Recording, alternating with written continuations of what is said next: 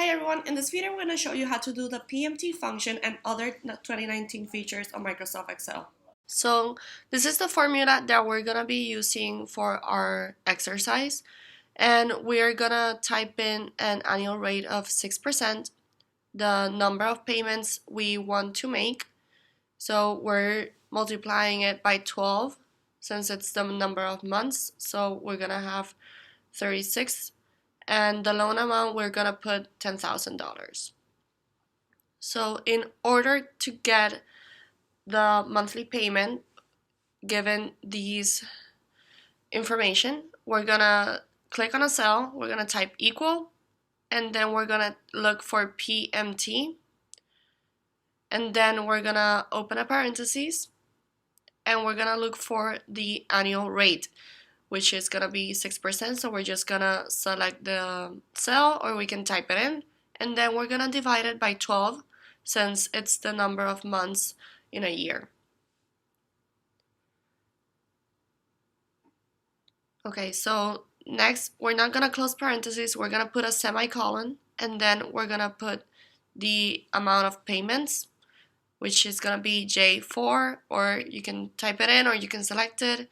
You're gonna put a semicolon again, and we're gonna select the number of the loan amount, which is on J5, and it's $10,000, and we're gonna close parentheses. Once you hit enter, you're gonna get the total amount of the monthly payment. As you can see right now, it's in negative, but we can switch it back to positive. All you have to do is go into the formula, and right next to the equal sign, just put a minus sign, click enter, and it's gonna switch to positive. 19. So first of all, you're gonna see that we have two documents on our screens. These documents are two Excel files. You're gonna notice that one of them ends in .xls and the other one ends in xlxs.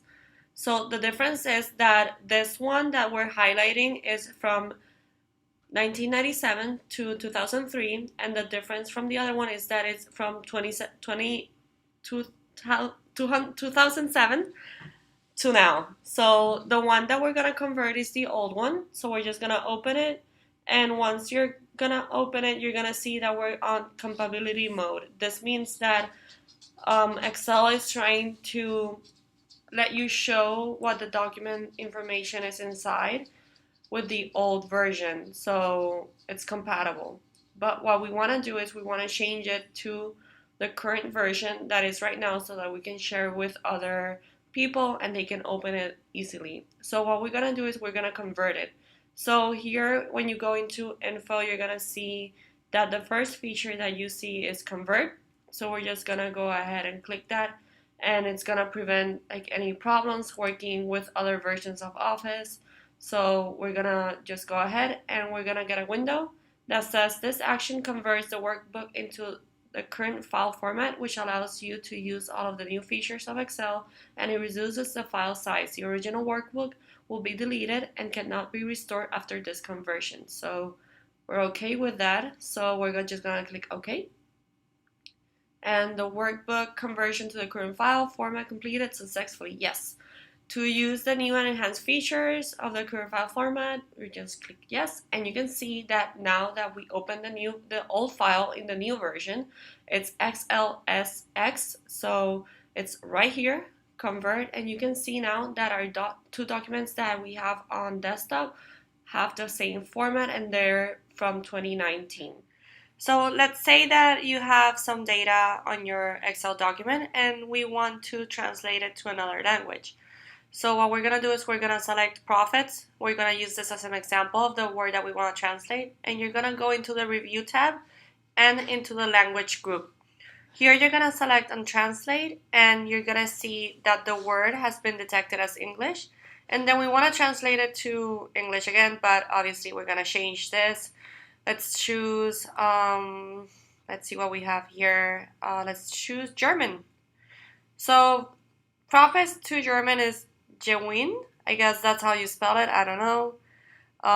So if you click the arrows, you can change it again from German to English. So we're going to do it again.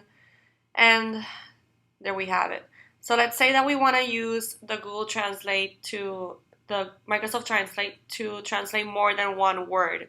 So we're gonna use this set of words and we're gonna translate it to German. So that would be the translation. I'm not even gonna try to say it because I'm gonna make a fool of myself. So if you guys have any questions, please comment below. Remember to subscribe to our YouTube channel and thank you for watching.